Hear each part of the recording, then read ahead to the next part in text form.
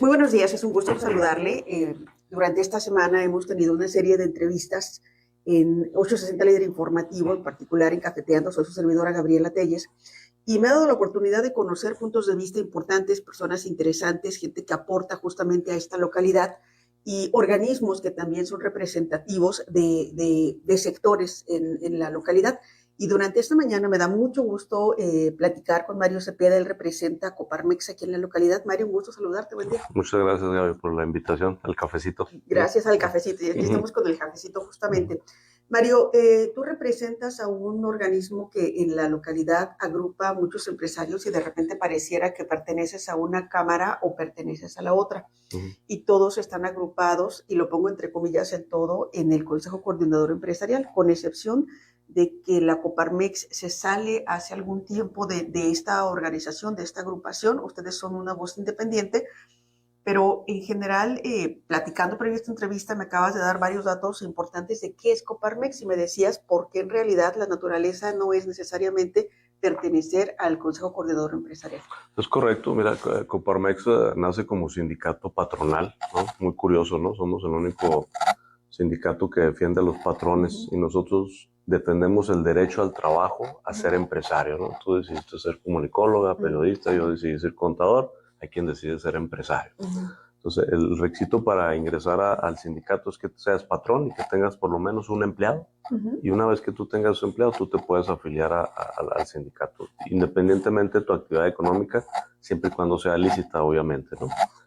A ver, no quisiera hacer un apartado porque regularmente entendemos como sindicato, y sobre todo como en el constructo mexicano y el constructo social, es una organización que representa y que defiende los intereses que están siendo atropellados por el empresario y que representan a los trabajadores. ¿Tú me estás diciendo que es un sindicato de empleadores? Sí, la parte de los empleados, yo creo que es incorrecto acotarlo a defenderlo de los patrones. Técnicamente un sindicato debe defender los derechos y el bienestar de los trabajadores, y eso implica interrelacionarse también con el gobierno, con las autoridades, no solamente con las condiciones laborales, ¿no? Y es lo mismo que sucede con nosotros, ¿no? Nosotros buscamos las condiciones generales a través del bien común, de generar más y mejores empresas para que éstas puedan crear más y mejores empleos. ¿Y no es similar a lo que hacen las cámaras, la representación de los intereses de los empresarios, y que regularmente lo hacen no a la sociedad, pero ante el gobierno? Se parece, sin embargo, nosotros, como te comentaba, ¿no? Estamos basados en principios filosóficos, ¿no? Para empezar, nosotros nos rige la Ley Federal del Trabajo, a una cámara la rige las leyes de cámaras. Nosotros buscamos que cualquier situación de condición de mejora en la ciudad se dé, por ejemplo. Ahora con el BRT, que no avanzaba, ¿verdad? Pues intervenimos para que el gobierno del estado retomara el proyecto y lo lanzara buscando un bien común, ¿verdad? Y eso va a beneficiar a las maquiladoras, a los comercios, a todos los ciudadanos en general, ¿verdad? Yo no vi ninguna cámara preocupada por arrancar de nuevo, que iniciara en funcionamiento el BRT. Otra de las situaciones que hemos estado muy pegados es con la Comisión Federal de Electricidad.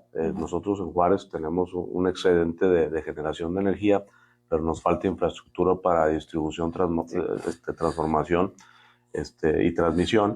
Y nosotros estamos todos los días ahí tratando de incidir con la CFE, inclusive a nivel nacional. Por ir allá a visitar a Bartlett, no nos atendió, porque era un momento de la ciudad que necesitaba crecer, y para crecer requería esta infraestructura, y por falla o por falta de esta infraestructura no estaba llegando la nueva inversión. Pues detonamos, creo yo, por lo menos un cambio en la visión de que pusieran en el mapa a Ciudad Juárez, ¿verdad? Para ser capaces de atraer esa inversión. Entonces nosotros nos metemos a temas más generales, ¿no? De impacto común, ¿verdad? Te decías de bien común. Sí. Incluso, por cierto, actualízanos esta parte de la generación de electricidad, porque para muchos justamente es como un tema ignorado, que Ciudad Juárez, a pesar de las condiciones, no sé cómo se genera electricidad en esta frontera, cuando, por ejemplo, podemos entender que se puede generar a partir de una presión hídrica. No sé cómo generamos, pero sí sabía que Juárez genera mucho más electricidad de la que realmente consume. Pero, ¿a qué llegaron con el gobierno federal? Porque el gobierno federal lo que decía era, bueno, tú invierte, tú pon la parte tecnológica y nosotros te ayudamos, que era un modelo que no sonaba necesariamente como saludable o práctico o que les funcionara cuando tú pones el dinero y es inversión que el gobierno no quiere hacer. Sí, bueno, así de manera general, la Ciudad Juárez tiene 3 plantas de generación de energía, 2 termoeléctricas que se encuentran en Samalayuca, las que hemos conocido de toda la vida los que somos residentes aquí de la zona, y una nueva que ya tendrá 4 o 5 años en funcionamiento, antes de entrar a Samalayuca, de aquí de Ciudad Juárez al sur, que esa es una de ciclo combinado, funciona con gas natural, ¿no? Esas 3 plantas generan, no recuerdo la cantidad de megawatts potencia que tienen, pero sí te puedo comentar que aproximadamente la ciudad consume el 70% de lo que estas plantas generan. El reto, porque cuando hablas de energía eléctrica tienes 2 áreas, tienes el área de generación, que es la que te estoy explicando, y tienes el área de transmisión, distribución y transformación, que son los cables, ¿no?, que vemos en toda la ciudad, de media, de alta, de baja tensión, y luego unas subestaciones que están incrustadas en la ciudad, que es donde llega la energía en alta o media tensión y se baja a baja, valga la redundancia, para que nosotros podamos utilizarla en nuestras casas, nuestros negocios, en las plantas, ¿no? Entonces, la CFE comentaba, dice, oye, yo ya tengo la generación, tú haz la inversión de las líneas de transmisión, las subestaciones, pero hacer una línea de transmisión y hacer una subestación en la ciudad tiene un costo muy elevado para que alimentara solamente a una planta, a un negocio, a un centro comercial, y luego esa infraestructura se la tienes que donar o ceder a la CFE y la puede utilizar para otras, ¿no? En realidad esa es función de la CFE, brindar esa infraestructura para que tú puedas consumir el servicio, ¿no? Entonces es donde no nos ponemos de acuerdo. Eso es por un lado. Por otro lado, hago un paréntesis, hace aproximadamente año y medio, casi 2 años, tuve la oportunidad de estar con un grupo de empresas de Taiwán que estaban pretendiendo venir aquí a Ciudad Juárez a invertir. En aquella época ya medio había empezado a desacelerar el empleo. Muy interesante ese tipo de industrias porque tienen que ver con tecnología, con semiconductores, y si nosotros vamos a ser competitivos en calidad de mano de obra y no en costo, es el tipo de industria que quieres atraer. Ya no necesariamente las automotrices que son más eficientes, buscan una eficiencia mucho mejor en los costos, ¿no? Y bueno, platicando con él, le decía, bueno, ¿qué es lo que ustedes necesitan para venirse a trabajar aquí en Ciudad Juárez? Y me decía así brevemente, seguridad. Dice, no, ni creas que nos vamos a ir a la ciudad de Chihuahua siquiera, dice, porque queremos fabricar servidores de $500,000 y no queremos exponer el robo de la mercancía en la carretera. Digo, pero Chihuahua está muy bien, está muy seguro, aquí no pasa eso. Dice, bueno, pero aparte las condiciones de la carretera están tan mal que se puede dañar la mercancía. Dice, pero estando en Ciudad Juárez, podemos producir aquí y exportamos, entonces no hay ningún problema. Pues excelente. ¿Qué otra cosa necesitas? Necesito talento. Dice, sabemos, fíjate cómo nos tienen analizados los países extranjeros, ¿no? En el extranjero. Dice, nosotros sabemos que su gobierno cambió el sistema educativo, eliminó esta metodología del STEM, de ciencia, tecnología, matemáticas. Dice, eso es lo que se necesita ahorita. Esa es la necesidad actual de las tecnologías. Dice, sin embargo, al mismo tiempo reconocemos que Ciudad Juárez tiene mucho talento, ¿sí? Entonces, fácilmente, con una breve capacitación, pueden incorporarse a los procesos de manufactura nuevos. Entonces, tampoco le veo mucho problema. 2 palomitas, ¿no? Y la tercera, necesito energía. No recuerdo la cantidad de megawatts potencia que comentó que iban a necesitar. Querían hacer un campus muy grande. Y finalmente le dice a alguien ahí del gobierno, dice, no, pues sí tenemos la energía, nada más nos faltan las líneas de transmisión. Dice, en un año y medio te la tenemos lista. Y, pues, previendo de que pues, a lo mejor iba a haber un costo adicional para la empresa. Y se rió el taiwanés. Dice, no, me dice, yo en 2 meses ya tengo que estar produciendo. Entonces, no es nada más que sí la tengas, que sí sea factible, sino el tiempo, la velocidad con que estas empresas toman las decisiones. Es rapidísimo, no nos podemos dar el lujo de tener que esperarnos un año, año y medio, 2 años, ¿verdad? Ellos terminaron yéndose a Arizona. Ah, caray. Oye, y ahorita que lo estás comentando, aparte, a mí me ha tocado discutir con personas durante esta semana que aplica desafortunadamente de manera cultural, incluso y mucho más en el gobierno, suena chiste, el ahorita. Yo te tengo la energía eléctrica ahorita, o sea, el ahorita en año y medio. pero el ahorita se puede traducir a 3 años o a 5 años o cambiarte la dinámica y esto que tú comentabas de tú haz la inversión. Y eso lo recuerdo haber platicado con una cámara hace aproximadamente 2 años y te pregunto, ¿qué pasó entonces? Porque se hablaba que esta cámara señalaba que sí iban a hacer ellos una inversión para generar energía eléctrica ellos hacia un parque industrial. En Ciudad Juárez está funcionando este modelo de atracción de negocios cuando ustedes o la iniciativa privada tiene que poner estos generadores de energía. Bueno, no? Bueno, la situación y la realidad es que por esta saturación de las líneas de transmisión que tiene la ciudad, hace que de manera recurrente haya cortes de energía o altibajos de voltaje, ¿no? Entonces muchas de las empresas, sobre todo las que tienen equipo técnico muy sofisticado, requiere que tengan instalaciones internas que en caso de que se vaya la energía eléctrica, activen generadores, pero son de emergencia, ¿no? Y el tener un generador de diésel, que es lo más común que se puede tener en una empresa, ¿no? Para este tipo de emergencias, implica que primero la inversión adicional que tienes que hacer y segundo, el costo de generar cada kilowatt hora en base a diésel se te dispara con respecto a lo que te debería costar. Entonces volvemos a hablar de la falta o la pérdida de competitividad como país, como zona, como frontera, ¿verdad? Que si queremos ser capaces de retener primero inversión aquí en la ciudad y mejor aún, atraer nueva inversión, tenemos que ser competitivos, ¿verdad? Y el ser competitivos implica todas estas áreas que hemos hablado, ¿no? Educación, desarrollo de talento, infraestructura en la ciudad, las carreteras, costos eficientes de energía, certeza en la entrega de la energía, la reducción de los tiempos de todo este tipo de proyectos que comentas, ¿verdad? Que no se alarguen, ¿no? Porque las decisiones se están tomando en el día a día, ¿verdad? Todos los días las empresas, ¿no? Y a nivel internacional, pues es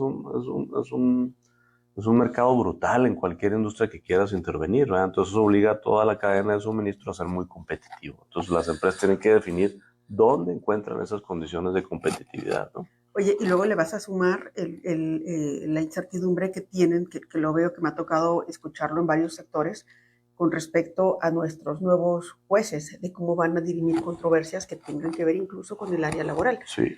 Te pregunto porque recientemente que estuvo Marco Rubio, el secretario de Estado de Estados Unidos, aquí en México, y que habló con la presidenta, y hablaron de tantas cosas, pero uno de estos es que ellos pedían que México quitara las barreras comerciales que tiene impuestas desde la administración pasada, en el que excluyeron, a pesar del Tratado de Libre Comercio, estas oportunidades de negocios y de inversión extranjera que tenía el mundo, pero en particular Estados Unidos, y que lo hacían con inversiones con estos sistemas de energía o energéticos.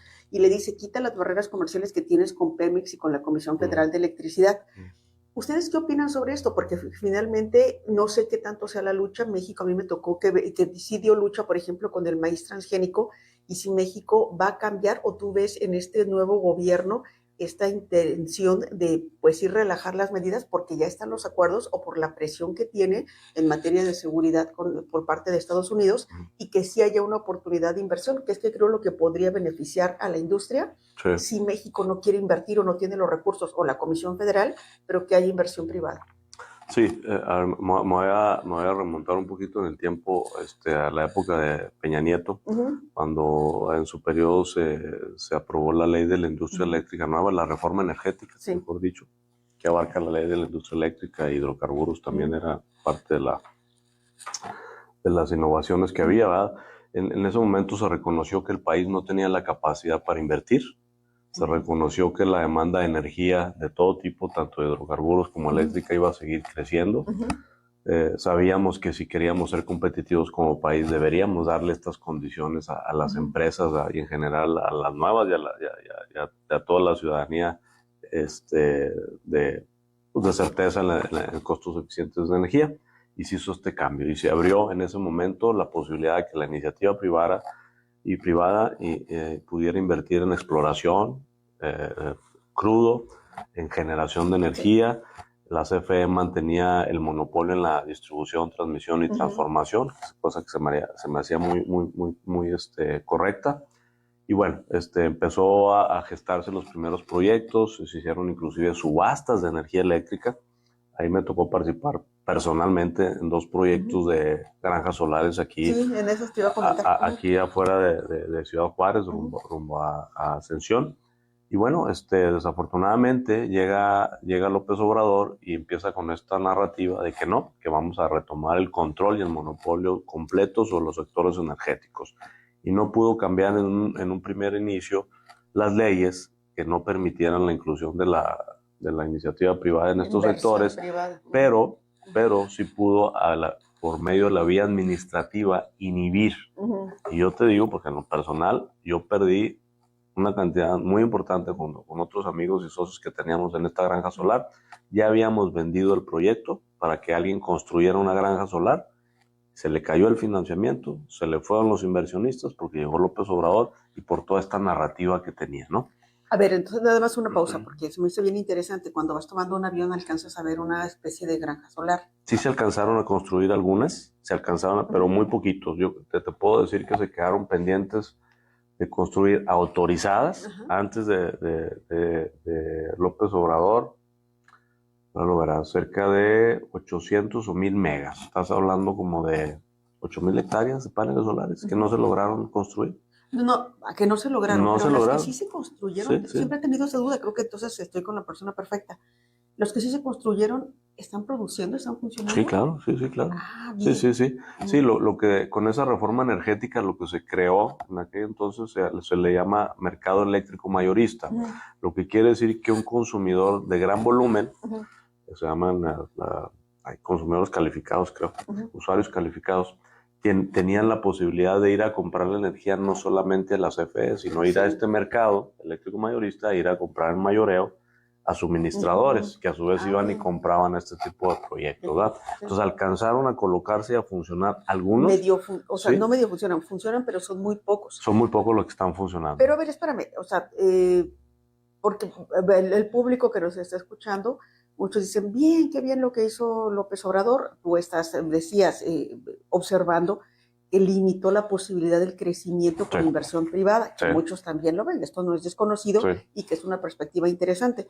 Pero es que el nacionalismo que vimos con López Obrador es el mismo que está aplicando Donald Trump, que estamos viendo en otros lugares. Es decir, como están inflamados de nacionalismo de nosotros, producimos, distribuimos y no necesitamos al otro. Tienes toda la razón. Creo yo que ese tipo de decisiones en ese sector fueron decisiones ideológicas, no técnicas, no justificadas. Y te doy el porqué.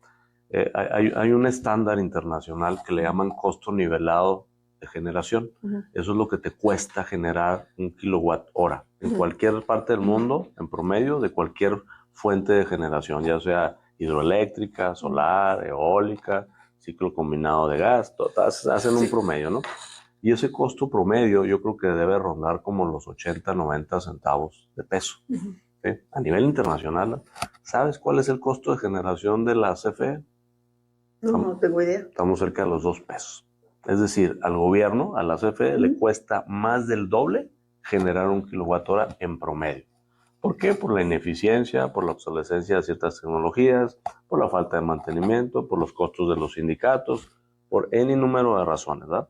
Entonces, ¿tú cómo puedes concebir que tú quieres seguir generando energía cara cuando que puedes contratar a un particular que te la genera a menor del costo de lo que tú generas, ¿verdad?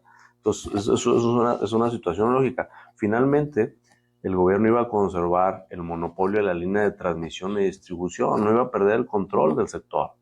No se quedaba con el 50+1, ¿no? No, tú podías generar el 100% de energía, pero el gobierno te la compraba a 80 centavos y luego la podía ir a revender, nos la vendía a nosotros. No, ellos la querían generar cara. Oye, no, pero pues dile lo mismo, ¿no?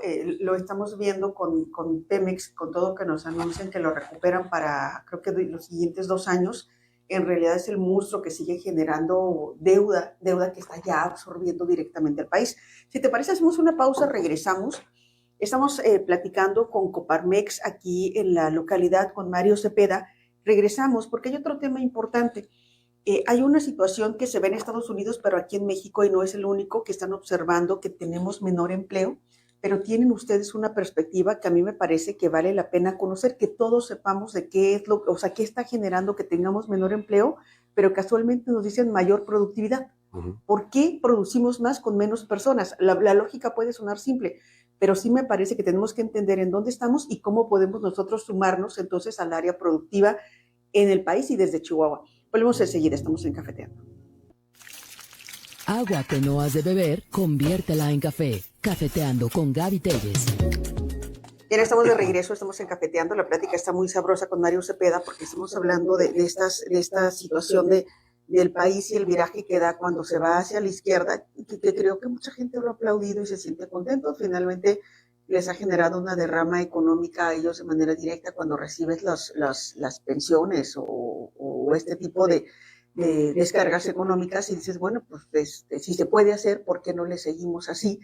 Pero ustedes tienen una perspectiva de no se crean negocios o no se está generando empresa o se está disminuyendo. Y no me refiero a ti, me refiero a las organizaciones económicas o de negocios que observan el mercado diferente a como lo vemos a lo mejor desde donde estoy yo, donde está un ciudadano que pues recibe esta cantidad económica.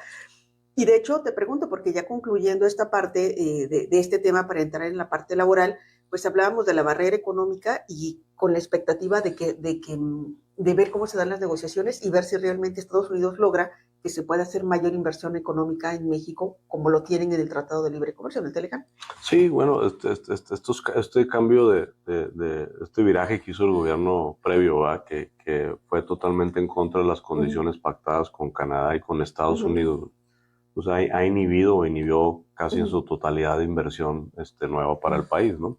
Entonces es importante, que yo creo que es una de las quejas que trae el gobierno americano ahora que están sentándose a la renegociación, o por lo menos en la etapa de la revisión, pues que se vuelvan a generar esas condiciones de apertura de inversión.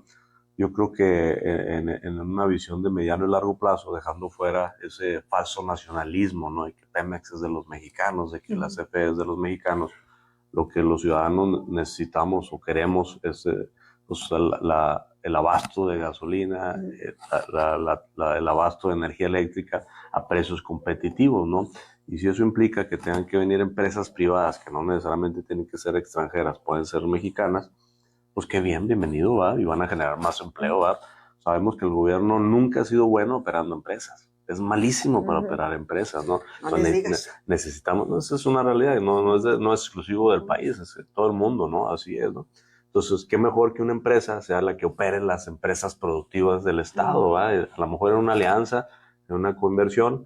Creo que la presidente Claudia Sheinbaum ha visto esta coyuntura y como que quiere regresar a la inversión mixta nuevamente, ¿no?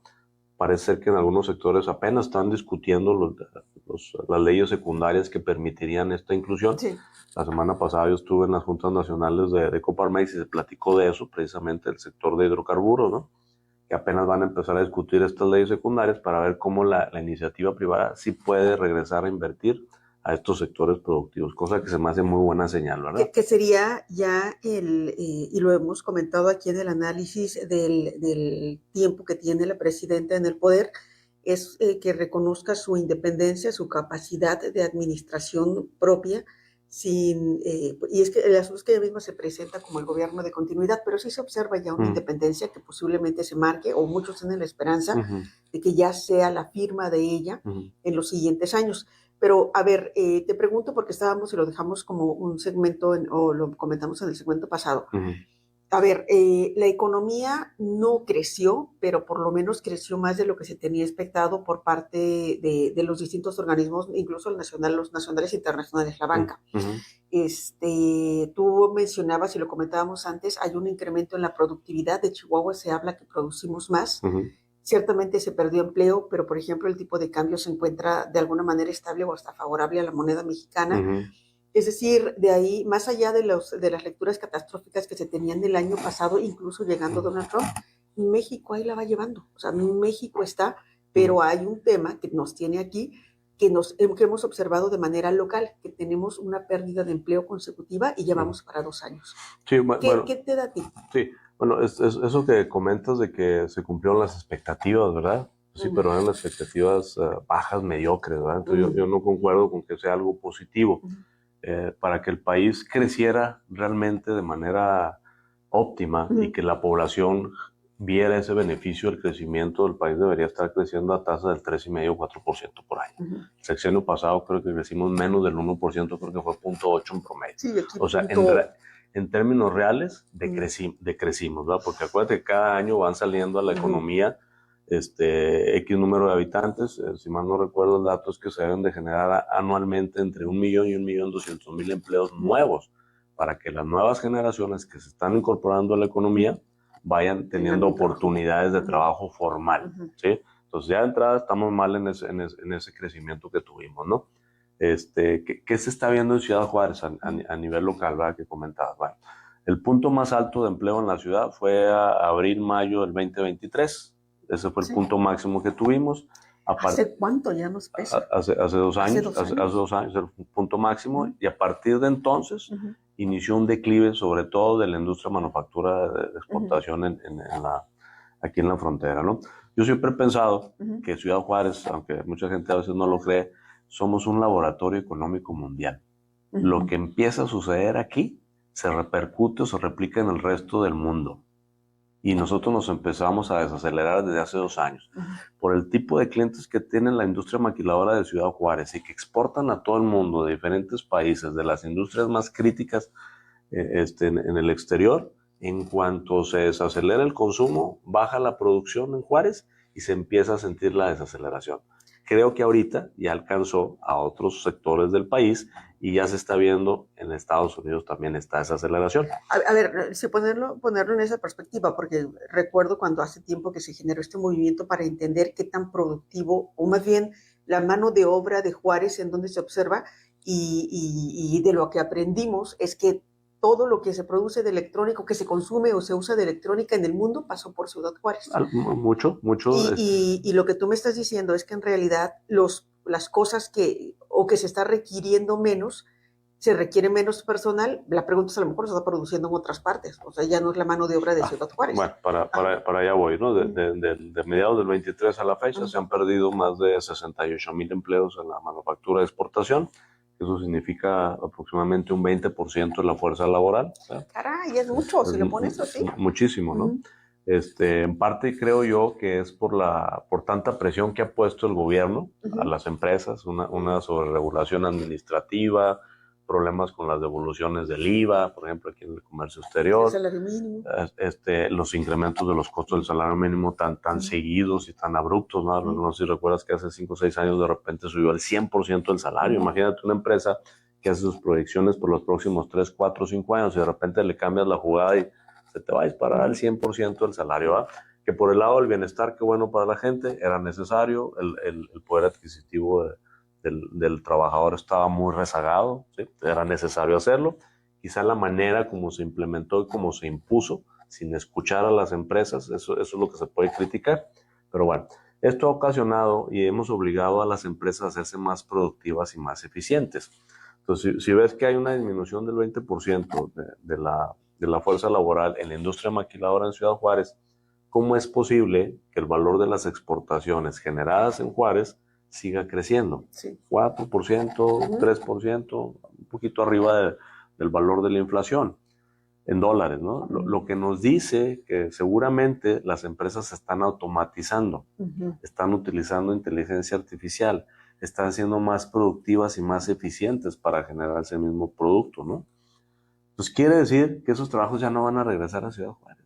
Caray. ¿Qué vamos a hacer con toda esa población? Debemos ser capaces de como ciudad, como país, atraer nuevas inversiones.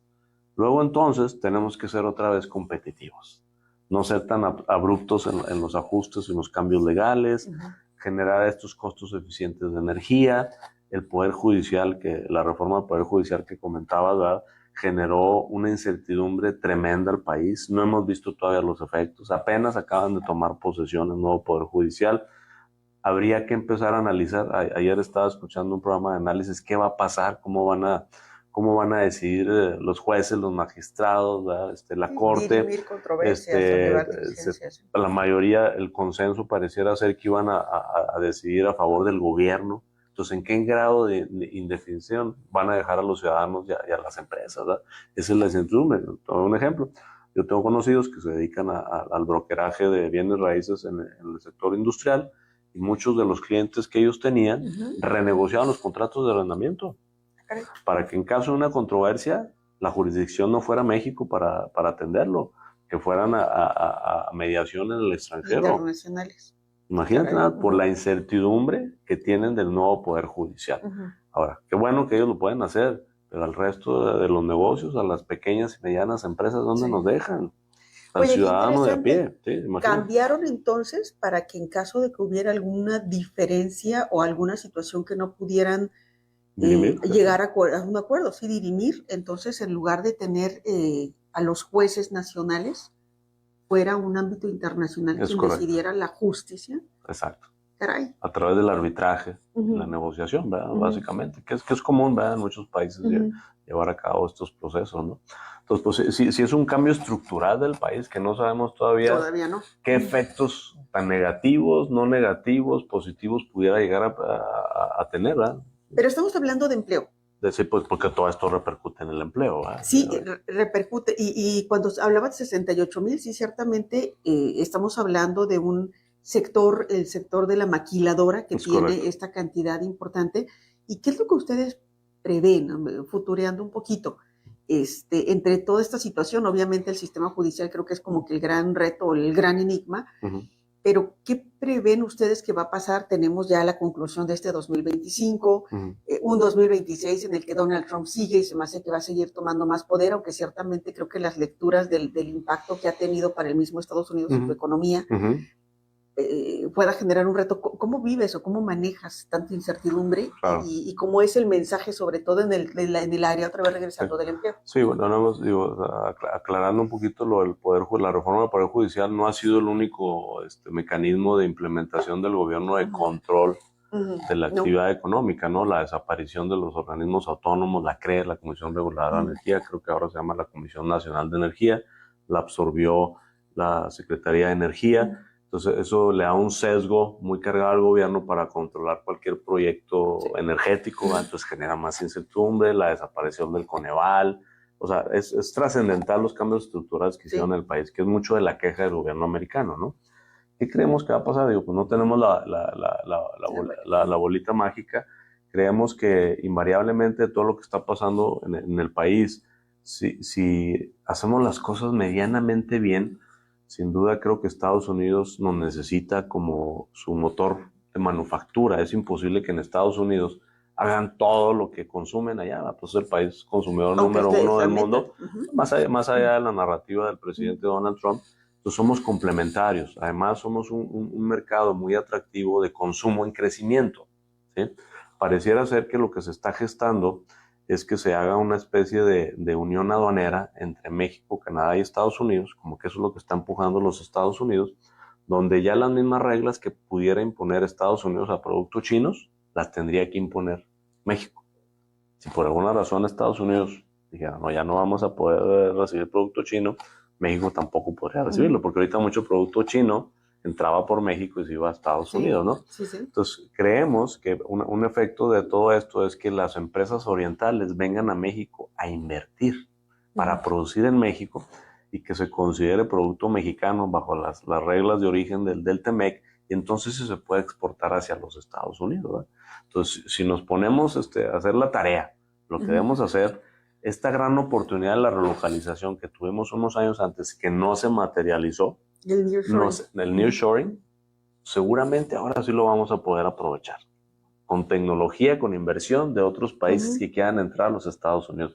Porque ¿qué era lo que sucedía? Mucho producto chino entraba a Estados Unidos desde México, pero con una simulación. Lo fabricaban en China, se ensamblaba en México y se mandaba a Estados Unidos como producto mexicano. Bajo el nuevo TEMEC ya no se va a permitir eso. Se tiene que fabricar en el país. Entonces la única solución que habría es que se invirtiera directamente aquí en la manufactura de todos los procesos, ¿verdad? Entonces, ¿nosotros qué tenemos que hacer? Pues tenemos que buscar otra vez la cuestión energética, ser autosuficientes, a precios competitivos, ya no estar estresando tanto a las empresas con cambios laborales, ¿verdad? Es bueno pensar en un mayor bienestar para la población, pero no como lo están planteando, ¿no? Imagínate, subieron las vacaciones, subieron las cuotas obrero-patronales, subieron los salarios, y luego por otro lado ves que el sector salud está desmantelado. Entonces muchas de las empresas tienen que asumir los costos que el Seguro Social no incurre por la falta de infraestructura, por la falla de suministro de medicamentos. Entonces todo es un costo adicional para la empresa poder atender a sus empleados, ¿verdad? Por cuestiones de eficiencia, de productividad, ¿no? Yo creo que se tiene que mejorar la infraestructura fronteriza. Hay un proyecto ahí contenido dentro del Plan México con este polo de desarrollo, que en próximos días vendría el secretario Marcelo Ebrard a dar el banderazo de salida, que es acá en Santa Teresa, ¿no? San Jerónimo, perdón, la frontera con Santa Teresa, donde se pretende desarrollar la infraestructura aduanera para que por ahí puedan fluir todas las mercancías que se requieran. Pues habría que complementar inversión con las carreteras, con accesos de la ciudad hacia aquel polo, ¿va? Y pues se supone que allá se va a desarrollar un polo de manufactura de alto valor agregado, ¿no? Que vendría a subsanar todas estas pérdidas de empleo, ¿no? Que estamos generando. Decimos que es complicado futurear y sobre todo en un ambiente tan cambiante. Vamos a hacer una pausa, vamos a regresar porque hay otra cosa que no mencionaste, que es la famosa ley Silla, que es la reducción de las 40 horas y el incremento del salario mínimo que está separando al país. Y que si bien tú estás hablando sobre la posibilidad de que estas maquiladoras se instalen, es posible que se instalen, pero no en Chihuahua. Tú hablabas de la situación competitiva de estar tan cercanos a Estados Unidos, el transporte del material, pero es que los salarios que estamos incrementándose año con año sí nos está saliendo muy caro como región. Muchos dirían que bueno, que ya se incrementó y que bien, pero no. Lo que hacen es que estas empresas pues simplemente ven que hay otro sector más cercano y pues se van para allá. Hacemos, más competitivo. Hacemos una pausa, estamos en Cafeteando, regresamos en un instante. Al mal tiempo, buen café. Cafeteando con Gaby Telles. Estamos de regreso, estamos en Cafeteando, estamos en la última parte de este segmento, en esta serie de entrevistas. Muy interesante lo que nos comentas, Mario, porque finalmente es la perspectiva de la industria y los retos que ustedes observan que de repente nosotros como simples mortales no alcanzamos a ver, ¿no? De lo que hay y de lo que se puede hacer. Regresando, tú estabas hablando porque te preguntaba qué se espera como para el 2026, que es un ambiente muy incierto y no nada más es lo que tenga en plan el gobierno federal, que tú hablabas de las inversiones y los proyectos, pero tenemos un Estados Unidos que es un tanto voluble. A lo mejor ustedes le logran entender, nosotros, o te digo yo como mortal. Pues quizá pues el presidente, ¿no? Actual. Sí, el presidente, sí, pero oye, pues acaba de empezar, todavía no logra ni siquiera un año, tiene meses, ¿no? Y nos queda más, e incluso de lo que se habla es que las decisiones que está tomando ahorita, yéndose él incluso, que él dice que no se va a reelegir o que si se va a reelegir, su impacto puede durar de 10 a 20 años, nada más regresar, por ejemplo, las políticas migratorias, regresar, no te digo a que la gente cruce como cruzaba el año pasado, pero por ejemplo, las ideas que se quedan implantadas en las personas, nada más en migración acababa de hablar, pueden durar 20 años en otra vez eliminarse o llegar a una situación de entender, bueno, nos hacen falta los mexicanos y su mano de obra, ¿no? Pero bueno, regresando a la frontera, ustedes han observado, me ha tocado platicar con otras cámaras, el impacto que ha tenido el asunto del incremento del salario mínimo. Lo que ustedes ven, o sea, no se trata de lo que tú quieras o de lo que nosotros querramos. Las empresas dicen, sí me instalo en México, pero me voy al sur. O bueno, se van hasta Guatemala, yéndose mucho más al sur. Pero ¿cómo les va a ustedes con la reducción de las horarios de trabajo y la ley Silla y las otras nuevas leyes que mencionabas que van, pareciera, coartando todavía más al empresario en cuanto a la oportunidad de invertir? Sí, bueno, hay que partir de la premisa, ¿no? De que no hay mejor trabajo formal que el que existe. ¿Sí? Entonces nosotros tenemos que preocuparnos por la conservación de los trabajos, ¿no? Entonces toda esta tendencia de mejorar las condiciones de bienestar de los trabajadores, muy bueno, muy positivo, necesario, lo que comentamos en términos de poder adquisitivo, pero debe venir acompañado de otro tipo de medidas, ¿no? Que ayuden a las empresas a ser más competitivas también, ¿no? Lo que comentábamos, ¿no? Bueno, realmente lo único que están haciendo es ahuyentando la inversión, y es correcto. En los primeros años, cuando se empezó a incrementar el salario aquí en la frontera, mucho más que en el interior del país, algunas empresas decidieron mover su producción al interior del país. De inmediato. De inmediato, sí, pues los que podían hacerlo, ¿no? De hecho, pues muchas de ellas tenían operaciones ahí en el área del Bajío, entonces nomás lo que hicieron fue mover líneas de producción hacia allá. Digo, en aquella época nos decían ahí alguien de la industria automotriz, a mí me cuesta 120,000 pesos menos producir en el interior por un empleado que producir aquí en la frontera. Ay. Si tengo 10,000 empleados, imagínate lo que me voy a ahorrar, ¿verdad? Sí. Ese era en un inicio. Pero conforme fueron saliendo todas estas modificaciones a las leyes que hablábamos, la eliminación de los organismos autónomos, la ley la reforma al Poder Judicial, perdón, pues las empresas dijeron, no, ya no me voy a México. Honduras ha recibido más de 15,000 empleos de Juárez, están ahorita en Honduras. Sí. Creo que Nicaragua también empezó a recibir algo. Costa Rica empezó a recibir algo. Tengo entendido que Colombia también recibió algo de inversión. Nicaragua, incluso con que son esos... Imagínate, no sé qué situaciones. Donde decía la certeza es en Honduras, y en Costa Rica, ¿verdad? Costa Rica es de los salarios más elevados en términos de Latinoamérica, que nosotros en la frontera estamos al mismo nivel que Costa Rica y probablemente ahorita ya lo rebasamos. Fíjate nada más las diferencias, ¿no? Pero fíjate, ahorita que lo comentas, por ejemplo, en el entorno global, a mí no me toca escuchar de conflictos, tienen una estabilidad tal en Costa Rica, claro, que no está pasando Argentina, que no está pasando Ecuador, que no está pasando Bolivia, y Guatemala también. O sea, puedes hablar, escucha El Salvador, puedes escuchar de tantos países que están pasando por estos cambios y estos movimientos de gobierno, pero de esos países se habla de esa estabilidad y que no nos damos cuenta, pero es lo que estas empresas quieren, estabilidad, saber que lo que se invirtió lo van a recuperar en un ambiente en el que si se tiene que dirimir alguna controversia, por lo menos va a haber legalidad. Correcto. Entonces, Berio, nosotros entendiendo esta diferencia de los costos de salario mínimo, cuando llegó la presidente Sheinbaum al gobierno, ella dijo que quería lograr que el salario mínimo fuera suficiente para que se pudieran comprar 2.5 canastas básicas, más o menos. Es el cálculo que hizo, ¿no? El salario general creo que actualmente está en 1.8 canastas básicas, pero en la frontera ya estamos en 2.7, 2.8 canastas básicas, muy por encima del general. Nosotros hemos acudido a la Cámara de Senadores ya en 2 ocasiones, a la Cámara de Diputados también. Próximamente estamos haciendo actualmente las gestiones para volver a ir a la Cámara de Diputados para que los legisladores entiendan el impacto económico de una decisión social allá en la Cámara. O sea, no nada más súbele, ¿verdad? Sino sí genera un impacto. Y vuelvo a la premisa, ¿verdad? No hay mejor empleo formal que el que existe. Sí, consérvalo. O sea, de nada sirve reducir la jornada laboral, subir el salario al doble si no vas a tener empleos. Porque las empresas son brutales, ellos se mueven a donde el mercado les permite ser competitivos en su mercado. ¿Sí me explico? Entonces, no podemos estar tomando las decisiones de manera unilateral, tenemos que entender las consecuencias que todo esto ocasiona, como la ley Silla, por ejemplo.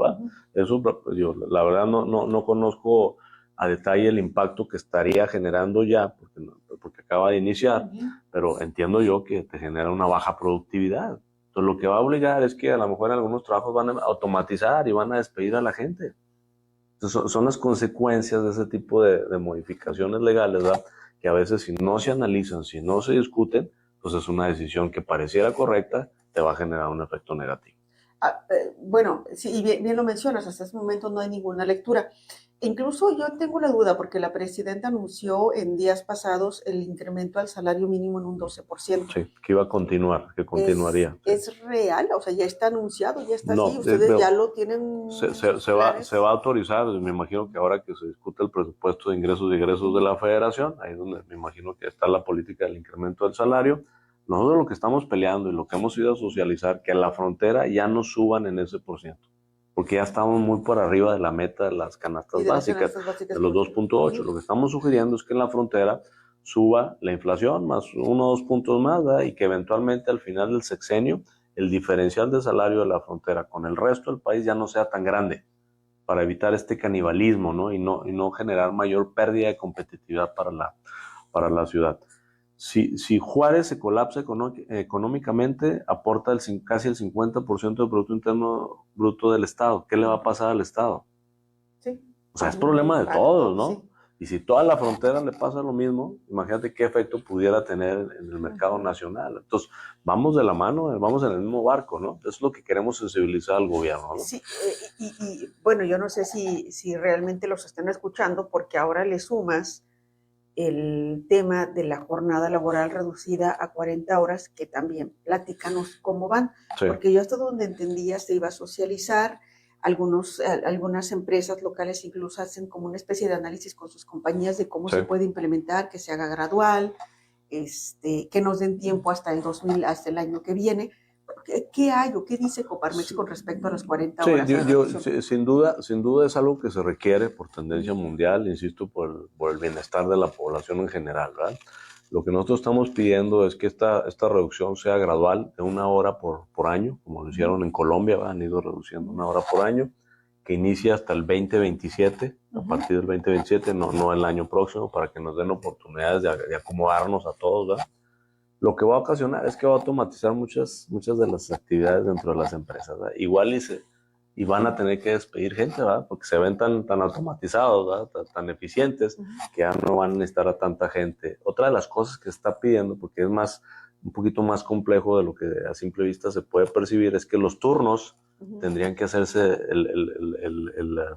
la jornada diurna, la nocturna y la mixta son de diferentes horas, sí. Unas de 8, de 7:30, de 7, se tienen que homologar a 8, que nos permitan cambiar horas, o sea, son 40 horas por semana, pero si yo quiero trabajar 3 días, que me dejen llenar los 3 días las 40 horas y el resto de los días descansar, a lo mejor migrar a un modelo de pago por hora como es en Estados Unidos, que es muy eficiente. Yo siempre he pensado, digo, ¿qué pasaría si en México dejáramos de lado ya no pagar las primas de antigüedad ni los 3 meses de indemnización? ¿Cuántos nuevos empleos no se podrían generar por la flexibilidad que tuvieran las empresas?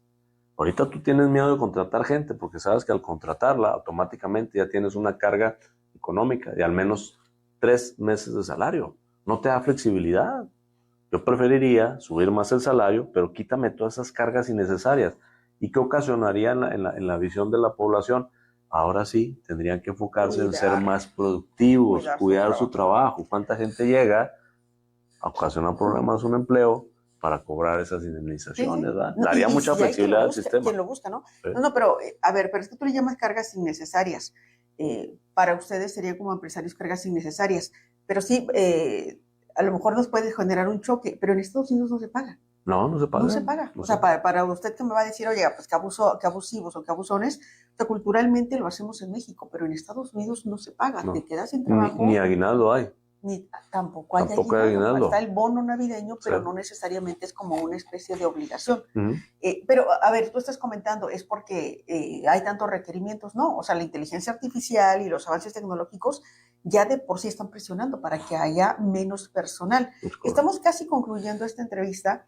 El tema es muy interesante, aguanta para más. Ojalá que podamos volver a platicar contigo, claro, porque sí tenemos que cerrar y te preguntaría, ¿qué le recomiendas tú ahora a un ciudadano en medio de esta situación tan compleja en el ámbito internacional, en las relaciones binacionales con nuestro mayor socio, pero en el mismo país con los cambios que tienen, con los cambios o las modificaciones de ley o las propuestas que salen? ¿Qué le recomiendas? ¿Qué nos recomiendas como simples mortales para, pues yo no sé si conservar tu trabajo o crear empresa o para estar simplemente vigentes? Bueno, pues hace poco escuché ahí a un locutor en el radio que decía, lo importante hoy no es que estudiaste, que estás estudiando. Está tan cambiante y tan acelerado el conocimiento en el mundo en todas las áreas de actividad económica y desempeño del ser humano a que necesitamos seguirnos actualizando, ¿no? Yo le diría a todo mundo, y lo comparto aquí en mi empresa, ¿verdad? No cesen en el deseo de aprender, tengan hambre de seguir aprendiendo, seguir absorbiendo conocimiento, ¿no? Con esta irrupción de la inteligencia artificial, escuchaba yo a un analista hace un par de semanas decir, hagan de cuenta que ustedes se quedan sin internet por 6 meses en su empresa. ¿Qué les va a pasar en esos 6 meses? Pues probablemente sus empresas no sobrevivan, ¿verdad? O si sobreviven, cuando regrese el internet, ¿dónde va a estar la competencia con respecto a ustedes? Los van a llevar ya muy por delante. Dice, lo mismo va a suceder si ustedes no se meten a la inteligencia artificial. Y eso pasa a nivel individual, ¿no? Yo que me dedico a la profesión de contaduría y la ejercemos, la contabilidad cada vez está más automatizada, el cálculo de los impuestos cada vez es más automatizado por parte del gobierno. Ya los contadores vamos a tener muy pocas áreas de participación en la economía informal. Entonces, si la gente no se actualiza, no se sigue capacitando, seguramente va a perder competitividad. Lo otro decías ahorita, las nuevas generaciones ya vienen recargadas, algunas, sí, pues los que ya vamos de salida, pues dónde nos van a dejar, ¿verdad? Entonces ahorita es momento de aprovechar cualquier coyuntura, cuidar el trabajo, Y a nivel empresa, pues hay que ser muy prudentes y cautelosos en la toma de decisiones. Ahorita es un momento de mucha incertidumbre. Yo les sugiero a mis clientes no tomar riesgos innecesarios, no endeudarse, ser muy prudentes en las inversiones nuevas que vayan a tomar, porque puede ser que se alarguen los tiempos, ¿verdad? Que no sucedan las cosas como lo visualizamos, y nos podemos meter en un problema económico financiero, ¿no? Y que mira, acabas de darle el clavo, justamente lo que tú me estás diciendo como contador, le estás diciendo a tus empresas, tengan cautela, y esa cautela se observa en una menor inversión, no quieren correr riesgos, y al no correr riesgos hay menos empleo, pero es que la incertidumbre que te da todo lo que mencionábamos, pues te hace de detente, ¿no? O toma pasos muy seguros, muy pequeñitos, hasta que veas cómo está el ambiente, que yo decía y esperaba que la presidenta en medio, porque me parece que lo ha logrado o ha hecho un buen trabajo, yo no te voy a decir que domando un león, pero por lo menos llevándolo mejor que otros países. Están conviviendo. O sea, México está logrando cosas es correcto, que no todos lo están haciendo, el mismo Canadá no lo está logrando, de ¿no? acuerdo. Y en medio de una relación tan ríspida que tuvo con la administración pasada federal, esta presidenta trae una visión distinta que ojalá que se refleje ya en los siguientes años, ¿no? Lo esperamos, volviendo todos los mexicanos, ¿no? Sí. Bueno, te agradezco mucho, Mario Cepeda. Él representa a Coparmex aquí en la ciudad, y fue muy interesante enterarnos de entrada que no es cámara, que son un sindicato de trabajadores. Y te agradezco mucho esta entrevista. Un sindicato patronal, perdón, sí, es que todos somos de trabajadores, o sea, mentalmente es de trabajadores, tú eres patronal. Y bueno, pues esto es Coparmex. Yo me despido, un gusto que nos hayan acompañado a lo largo de toda la producción.